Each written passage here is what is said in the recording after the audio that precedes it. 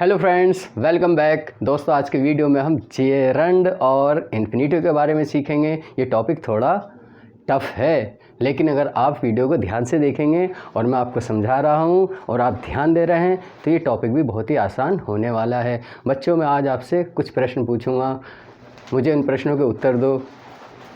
जाने को क्या बोलते हैं? गो।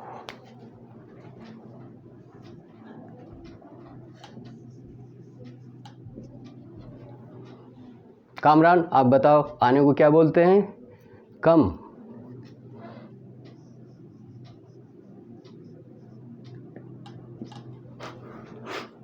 वकास, खाने को क्या बोलते हैं?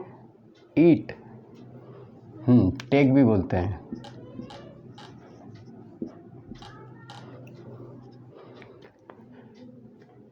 आपने बताया आने को कम बोलते हैं, जाने को गो बोलते हैं, खाने को ईट बोलते हैं, लेकिन ये तीनों ही गलत हैं। बच्चों, ध्यान से सुनिए। अगर मैं आपसे कहूँ सिट, तो मेरे कहने का अर्थ क्या होगा? यही हुआ ना, बैठ जाओ। मैं आपसे कहूँ कम, तो इसका क्या अर्थ होगा? आओ। मैं आपसे कहूँ ईट, तो इसका अर्थ होगा खाओ। तो आप ये कैसे कह सकते हैं कि जाने का अर्थ गो, आने का अर्थ कम और खाने को हम ईट बोलेंगे? इसके लिए कुछ और शब्द बोले जाते हैं। आज हम उन्हीं के बारे में सीखेंगे, और वो हैं जेरंड और इन्फिनेटिव। सबसे पहले हम देखेंगे कि जेरंड की संरचना कैसे होती है, उसका फॉर्मेशन कैसे होता है। जेरंड वर्ब की फर्स्ट फॉर्म में आईएनजी जोड़कर बनता है। हिंदी अनुवाद में ना जुड़ जाता है। जैसे अभी आपने बोला खाना, खाने को क्या बोलते हैं? ईट। उसमें आपने जोड़ा आईएनजी, अब हुआ ये खाना। इसी को हम इस तरह से भी लिख सकते हैं, टू प्लस ईट। ये आपकी चॉइस है। आप इस तरह से लिखेंगे तब भी उसका अर्थ होगा खाना। ईट में आईएनजी जोड़ के लिखेंगे तो उसका अर्थ भी यही आएगा, खाना। बस टू ईट इन्फिनेटिव कहलाएगा, क्योंकि टू प्लस वर्ब की फर्स्ट फॉर्म इन्फिनेटिव होता है, और वर्ब की फर्स्ट फॉर्म में आईएनजी जोड़कर हिंदी अनुवाद में ना आने पर जेरंड होता है। इसका, जेरंड का और इन्फिनेटिव का प्रयोग करने के लिए हमें एक ट्रिक को समझना होगा। कभी कभी ऐसा होता है कि एक ही वाक्य में कई सारे कार्य, कई सारे काम या कई सारी वर्ब आ जाती हैं। आपने देखा होगा, बहुत सारे सेंटेंस ऐसे हैं, कहने लगे कि कामरान से लिखना, पढ़ना और दौड़ना आता है, या वकास दौड़ना, पढ़ना, लिखना जानना चाहता है। कई सारे हमने काम एक ही वाक्य में कर दिए। अब हम कंफ्यूज हो जाते हैं कि हम इस सेंटेंस को, इस वाक्य को किस तरह से बनाएं। तो इसकी ट्रिक है, ऐसी ट्रिक है कि आप कभी भूलेंगे नहीं। सबसे पहले आप ध्यान देंगे कि वाक्य को पूरा पढ़ेंगे। आपने वाक्य को पूरा पढ़ लिया, उसमें आप देखेंगे जब जो सबसे लास्ट में काम है, क्रिया है या कार्य है, उसको आप छोड़ देंगे टेंस पर। जिस टेंस में बात हो रही है उस पर छोड़ देंगे, क्योंकि आप उसमें अपनी मर्ज़ी से कुछ नहीं कर सकते। और उसके अलावा जितने भी काम हैं उस सेंटेंस में, उसमें आप अपनी मर्ज़ी चला सकते हैं। और वो मर्ज़ी क्या है? जेरंड का प्रयोग कर सकते हैं या इन्फिनेटिव का प्रयोग कर सकते हैं। देखिए, आप इसको अच्छे से समझने के लिए यहाँ ध्यान देंगे, बोर्ड पर आपके सामने एक सेंटेंस लिखा हुआ है, वह पढ़ना और लिखना जानता है। मैंने अभी आपको बताया था कि आपको वाक्य में देखना है कि किसी वाक्य में 2, 4, 6, 50,000 कितने भी काम हैं, कार्य हैं, क्रियाएं हैं, उस पर ध्यान नहीं देना है। सिर्फ आपको आखिर वाला ध्यान देना है और उसको छोड़ देना है टेंस पर। कौन जो टेंस होगा उसके अकॉर्डिंग उसमें ING have, has, had, is, are, am, was, were, man, were, कुछ भी लगाएंगे आप, उस पर छोड़ देंगे टेंस पर। और इसके अलावा जितने भी काम हैं, लिखना, पढ़ना, याद करना, पढ़ाना, उसमें आप जेरंड या इन्फिनेटिव का इस्तेमाल करके वाक्य को आसानी से बना लेंगे। अब देखेंगे, वह पढ़ना और लिखना जानता है, ताहे तीहे वाला सेंटेंस है, तो इससे स्पष्ट हो रहा है प्रेजेंट इंडेफिनिट है। प्रेजेंट इंडेफिनिट में हम सब्जेक्ट के साथ, सब्जेक्ट हमारा है ही, वर्ब की first form,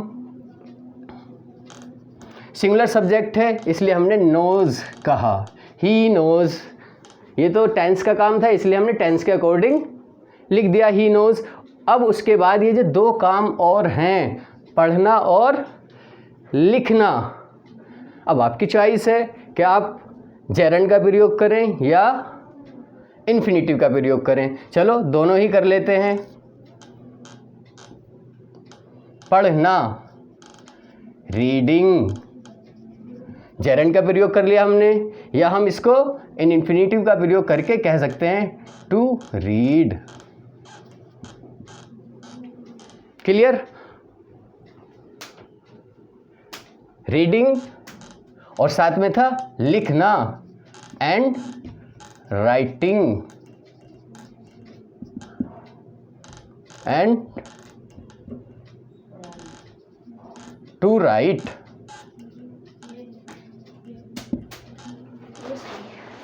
he knows reading and writing. Gerund का प्रयोग करके हम इस तरह से बोल सकते हैं, या हमें जेरंड प्रयोग नहीं करना, हमें इन्फिनेटिव प्रयोग करना है, तो हम कह सकते हैं he knows to read and to write. लेकिन इस बात का ध्यान देना है, जब हम जेरंड का प्रयोग करेंगे तो दोनों या तीन या इससे भी ज़्यादा अगर क्रियाएं होंगी तो जेरंड ही प्रयोग करेंगे।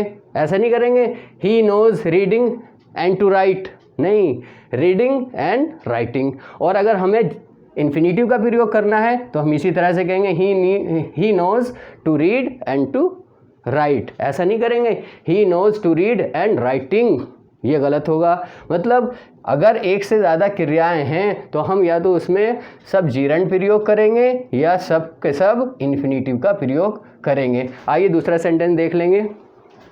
वह खाना पकाना सीख रही है। फिर उसमें आप देखेंगे इसमें कितने काम हैं, सीखना, पकाना, दो काम है ना। अब इसको बनाएंगे। कोई लड़की है शी, अब ये सीख रही है, ये टेंस पे डिपेंड है, आपको दिखाई दे रहा है ये कंटिन्यूअस है और प्रेजेंट है, तो आप इज़ आर एम का प्रयोग करेंगे। सिंगुलर सब्जेक्ट है शी, तो आप इसमें इज़ लिखेंगे, शी इज़। सीखने की अंग्रेजी है लर्निंग।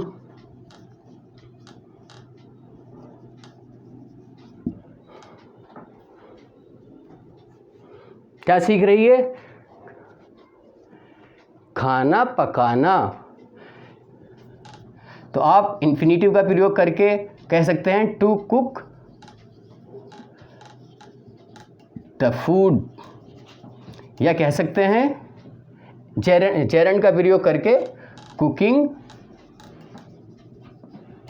The food. आसान है। अब कभी कभी ऐसे वाक्य होते हैं जिनमें शुरू में ही ऐसे शब्द आ जाते हैं जिनमें ना जुड़ा हुआ होता है, उसमें भी हमारे ऊपर डिपेंड है कि हम उसमें ट्रांसलेशन जेरंड का प्रयोग करके करें या इन्फिनेटिव का प्रयोग करके हम उन सेंटेंसेस को बनाएं। देखें, झूठ बोलना बुरी आदत है। झूठ बोलना, आपके पास चॉइस है। झूठ बोलने को क्या बोलते हैं? Tell a lie. तो आप कह सकते हैं इन्फिनेटिव का प्रयोग करके to tell a lie is a bad habit.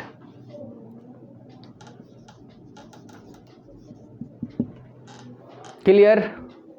इसी सेंटेंस को आप ये भी कह सकते हैं थे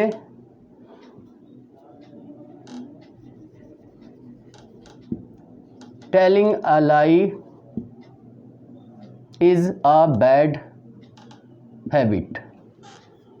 क्लियर? एक सेंटेंस और देख लेते हैं। अंग्रेजी बोलना एक कला है। बोलना, अंग्रेजी बोलना, तो आप जेरंड का प्रयोग कर लें या इन्फिनेटिव का प्रयोग कर ले, आप हैं आज़ाद। जेरेंड या इन्फिनेटिव कोई भी आप इस्तेमाल कर सकते हैं, दोनों का अर्थ एक ही होगा। देखेंगे बोलना, आप कहेंगे स्पीकिंग, क्योंकि हम जेरेंड का प्रयोग पहले कर रहे हैं। Speaking English is an art. Clear? Speaking English is an art, या आप कह सकते हैं टू स्पीक